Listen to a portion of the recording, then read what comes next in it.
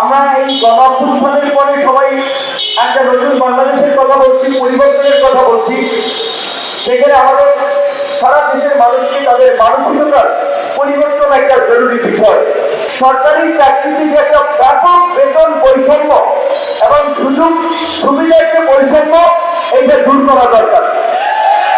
সরকারি চাকরিতে প্রথম শ্রেণী থেকে 20তম গ্রেডের যে বেতন বৈষম্য, 8,400 টাকা থেকে 78,000 টাকা, এই রকমের আকাশ এবং পাতাল বেতন বৈষম্য হতে পারে না, সবার আগে হওয়া উচিত। এটা অত্যন্ত দুঃখজনক যে শিক্ষকরা তাদের একটা বিষয় নিয়ে এখানে বসে আছে, আন্দোলন করা লাগছে। বর্তমান শিক্ষা উপদেষ্টা অত্যন্ত সচেতন ব্যক্তি, আমাদের খুব পছন্দের মানুষ, সহজ সরল মানুষ, সবাই গেলে কথা বলে। আমার ধারণা যে আপনাদের এই বিষয়টা সম্পর্কে তিনি অবগত থাকলে অবশ্যই তিনি করে দেবেন, কারণ তিনি একজন শিক্ষাবান্ধব মানুষ এবং ব্যক্তিগতভাবে তাকে আমি খুব ভালোভাবে চিনি, গুণী মানুষ। কিন্তু সরকারি কাজের ক্ষেত্রে আসলে অনেক ধরনের আবার আমলাতান্ত্রিক জটিলতাও থাকে, এটাও একটা সত্য বাংলাদেশের পরিস্থিতিতে। কাজে এই যে দীর্ঘদিনের যে আমলাতান্ত্রিক জটিলতা এবং আমাদের মানসিকতা, এইটা আসলে রাতারাতি পরিবর্তন আবার হবে না। আমরা এই গণঅভ্যুত্থানের পরে সবাই একটা নতুন বাংলাদেশের কথা বলছি, পরিবর্তনের কথা বলছি। সেখানে আমাদের সারা দেশের মানুষকে তাদের মানসিকতার পরিবর্তন একটা জরুরি বিষয়।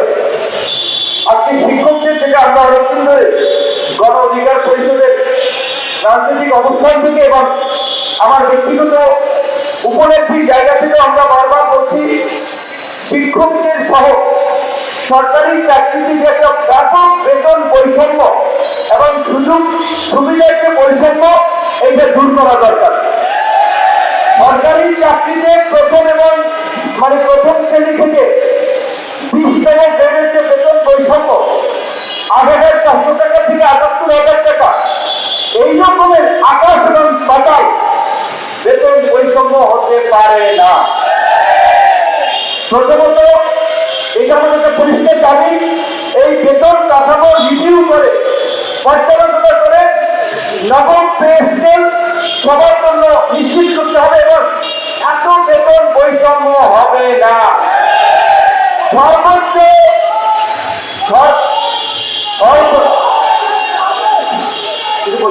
সর্বোচ্চ বেতন কাঠামো থাকতে পারে 8 থেকে 10টি। এই শিক্ষকদের, সে প্রাইমারি স্কুলের শিক্ষক হোক, হাই স্কুলের শিক্ষক হোক আর বিশ্ববিদ্যালয়ের শিক্ষক হোক, তার পরিচয় সে শিক্ষক। আগামী নেতৃত্ব তৈরি করার কারিগর, নেতৃত্ব মানে শুধু রাষ্ট্রপতি স্লোগান দেওয়া, বক্তব্য দেওয়া না, প্রত্যেকটি পেশার জন্য নেতৃত্ব তৈরি করা, সেই কাজটি করবে শিক্ষকরা। তাহলে শিক্ষকদের যদি সেই ধরনের সুযোগ সুবিধা না থাকে, তাদের বেতন বাড়ানোর জন্য, সুযোগ সুবিধা বাড়ানোর জন্য যদি আন্দোলন করতে হয়, তাহলে দেশ চলবে কিভাবে?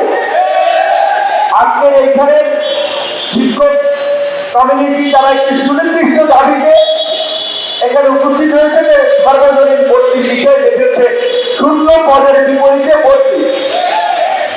একটা জায়গায় যদি পদ শূন্য থাকে, ওই ক্ষেত্রে শূন্য পদ আছে, সুতরাং সেক্ষেত্রে কেউ যদি ভর্তি হয়ে যেতে চায়, এটা অন্যায়, এটা অনেক না।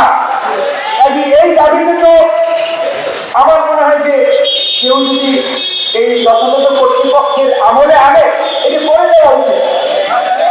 এইটার জন্য আসলে কেন আন্দোলন করতে হচ্ছে, আমি এটা আমার কাছে ভালো লাগছে না।